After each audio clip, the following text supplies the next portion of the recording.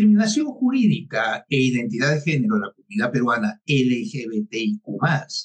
es un estudio del impacto socioeconómico de una disposición inconstitucional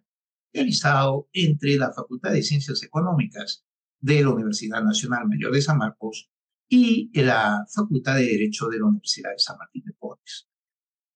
Lo que estamos planteando en este estudio es que en pleno siglo XXI, el marco socioeconómico global, sean economías de socialismo de mercado como China o Vietnam,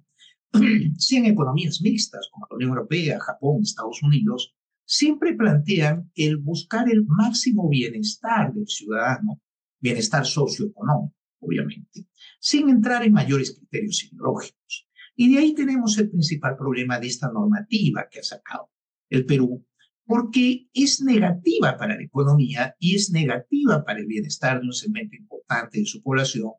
que es un colectivo que además invierte mucho y genera recursos, que es el segmento LGBTIQ+.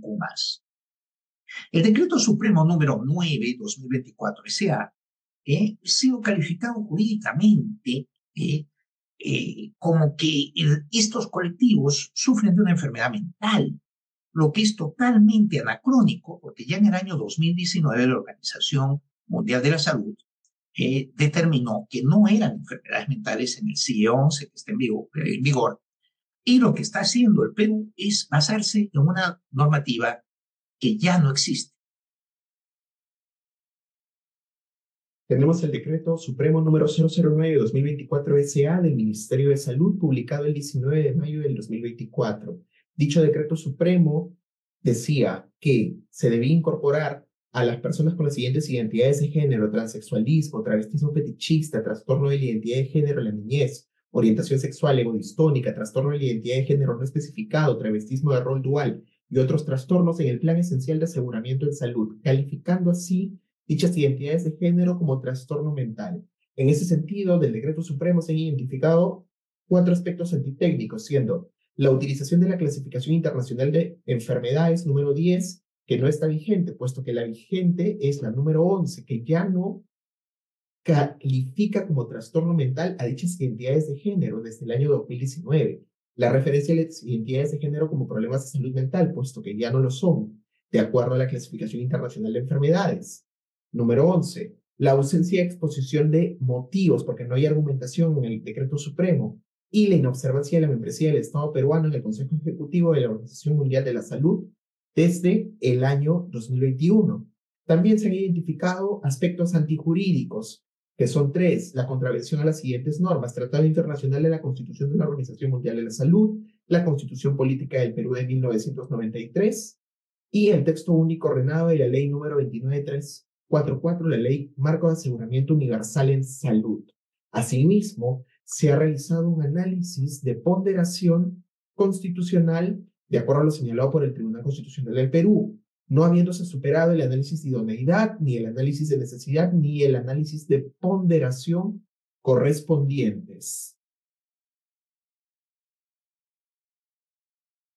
El objetivo general es demostrar la inconstitucionalidad del Decreto Supremo emitido por el Ministerio de Salud del Perú, número 009/2024 SA, a partir de aspectos antitécnicos y antijurídicos, y en contraste con la Constitución Política del Perú del año 1993 y la 11ª edición de la Clasificación Internacional de Enfermedades de la Organización Mundial de la Salud del 2019. Al respecto, el artículo menciona que el Perú es miembro de la Organización Mundial de la Salud con pleno derecho desde el año 42 y además, justamente en estos años recientes, hacia 22-23, es miembro del Comité Técnico de la Organización Mundial de la Salud y debe defender las normas establecidas. Paradoja de la vida, está haciendo todo lo contrario. Por otro lado, los objetivos específicos son determinar el impacto socioeconómico de este decreto supremo en los negocios vinculados al segmento LGBTIQ+, y también identificar cuáles son los posibles sectores socioeconómicos beneficiados con la publicación de esta irregularidad administrativa, ya que estamos convencidos que esto se ha hecho adrede por un factor. Respecto de la metodología, nuestro diseño de investigación ha sido con enfoque cualitativo, método deductivo, nivel explicativo y diseño no experimental. Los participantes han sido nuestra población objeto de estudio vinculada directamente con sectores económicos, entre los cuales están las agencias de turismo, servicios legales, medicina, comunicación, hostelería y los demás mencionados, y la muestra estuvo conformada por 25 participantes de acuerdo a un muestreo por conveniencia, indicándose que el criterio de inclusión era la pertenencia a la comunidad LGBTIQ+ en Perú y la edad de los participantes de 21 a 45 años, siendo el criterio de exclusión el desconocimiento de la normativa publicada y la identificación en identidades de género que no corresponden a transexual, no binario, agénero y transgénero. Asimismo, tenemos la técnica de recolección de datos, que ha sido la entrevista en profundidad, y su instrumento, que ha sido la guía de entrevista ad hoc semiestructurada en profundidad. El procedimiento de recolección de datos ha sido a través de un proceso de entrevista, y el procedimiento de análisis y transformación de datos a través de la codificación de factores de repetición. Entramos a los resultados que hemos realizado de acuerdo a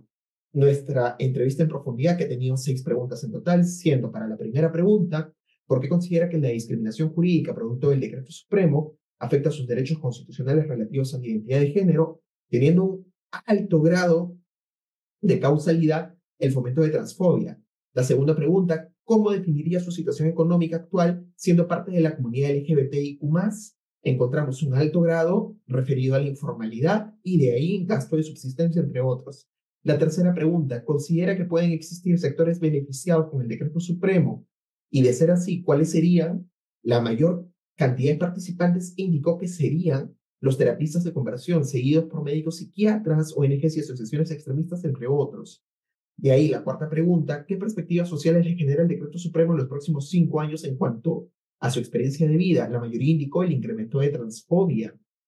La quinta pregunta: ¿qué perspectivas económicas le genera el Decreto Supremo en los próximos 5 años en cuanto a su experiencia de vida? La mayoría indicó inestabilidad laboral. Finalmente, la sexta pregunta, referida a ¿podría estimar las posibles pérdidas al negocio o perjuicios salariales que el Decreto Supremo puede generar en los próximos 5 años sobre sus ingresos totales?, se dividió en pérdidas de negocio y perjuicio salarial, encontrándose en cuanto a pérdidas de negocio unas pérdidas que podrían estar hasta los 2 millones de soles y también más de 3 millones de soles, y un perjuicio salarial mayoritario de hasta 63.000 soles y de ahí hasta 150.000 soles. Finalmente, respecto a la discusión de este enfoque, tenemos que tanto Chaparro, el 2023, como otros autores como Gutiérrez y Burí, el 2024, enfocan el problema de que perjudica el crecimiento económico en los criterios ideológicos y de convicciones religiosas que tanto afectan a este segmento por odio de género, homofobia, etc. Y de ahí, pues, que Setchell, el 2019, con Ross, también identificaran los determinantes de la afectación psicológica de los empleados y de los trabajadores y de los emprendedores cuando forman parte de este segmento en ambientes de hostigamiento. Y concluir diciendo es que el estudio ha encontrado limitaciones en cuanto a la segmentación de los participantes porque hemos trabajado solo formales y la verdad es que la economía peruana tiene mucho informal. Concluirles diciendo que en un futuro se podrá trabajar más estos temas de informalidad y que la conclusión es inequívoca. Es que es inconstitucional el decreto del Ministerio de Sanidad del Perú, que en segundo lugar afecta seriamente a los negocios, los emprendedores y los trabajadores del segmento LGBTIQ+, innecesariamente, porque están en una etapa de debilidad económica, pues, andino. Y por último, que ha habido una cierta tendencia a hacer un negocio de esto y a favorecer a terapistas de conversión, psiquiatras, laboratorios, etcétera, porque el presupuesto original era de 87 millones de soles y así se ha mantenido desde el 2015, y justo para este año que ha salido este decreto tan antitécnico, se había multiplicado a 758 millones de soles, es decir, 9 veces más presupuesto, lo que suelta ciertos indicios de un posible, pues, interés económico en la materia.